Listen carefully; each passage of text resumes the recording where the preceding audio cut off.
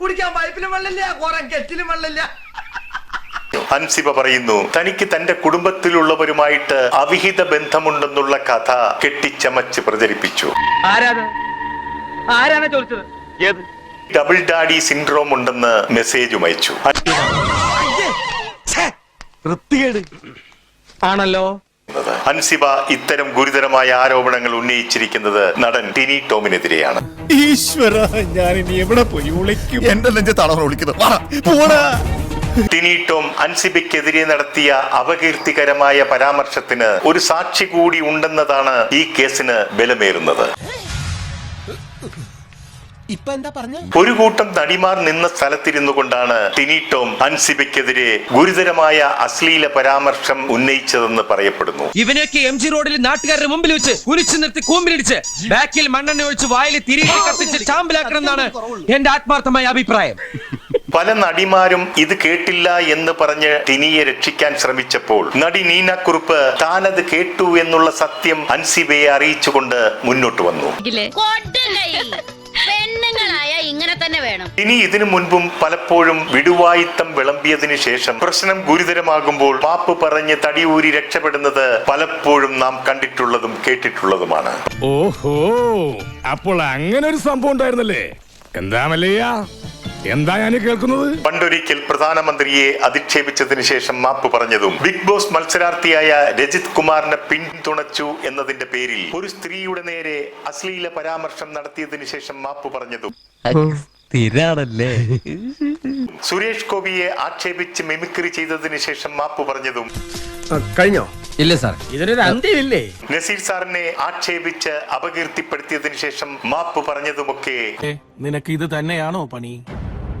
അപ്പോഴെല്ലാം അത് നാക്കുപിഴവായി കണ്ട് താങ്കളോട് ക്ഷമിക്കുകയും ചെയ്തിട്ടുണ്ട്. എടാ, നീ ശരിക്കും മണ്ടനാണോ അതോ മണ്ടനെ പോലെ അഭിനയിക്കാണോ? ശരിക്കും മണ്ടനാണ് സാർ. ഇവിടെയും ഒരു സഹോദരി നിങ്ങളുടെ പ്രവൃത്തി കാരണം വിഷമിച്ചിട്ടുണ്ടെങ്കിൽ അവരോടും നിരൂപാധികം മാപ്പ് പറഞ്ഞ് കേസും കോടതിയും ഒക്കെ ഒഴിവാക്കി തടിയൂരാവുന്നതാണ്. ഇതേതാണ്ട് എലിക്കണിയിൽ സുന വെട്ടതുപോലെ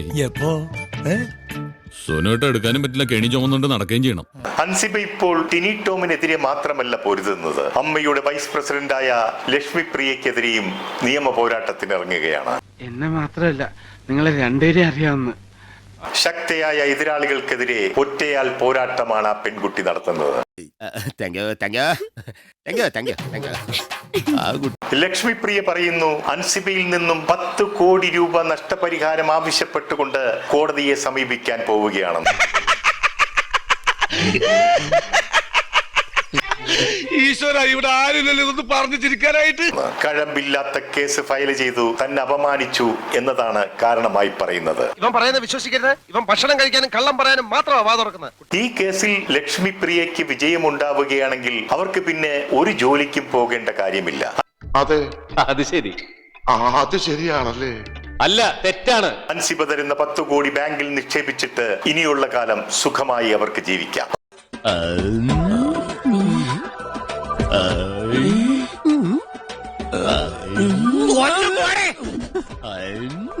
Baby, I love you. 10 കോടി നഷ്ടപരിഹാരം ആവശ്യപ്പെട്ട് കേസ് ഫയൽ ചെയ്യുന്നതിന് അതിന്റെ 10% 1 കോടി രൂപ കോടതിയിൽ കെട്ടിവെക്കണം.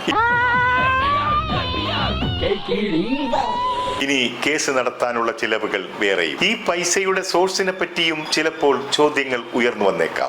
നിനക്കത് വേണടേ.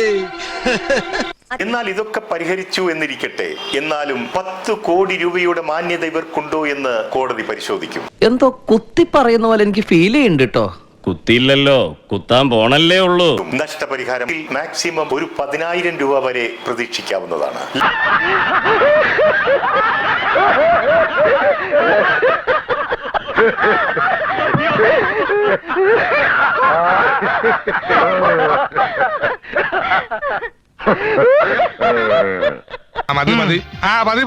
ഞാൻ വരട്ടെ. എങ്ങോട്ട്? അല്ല, ഞാൻ പോട്ടെ. സബ്സ്ക്രൈബ് ചെയ്തിട്ടുണ്ട് പൊന്നു മോനെ.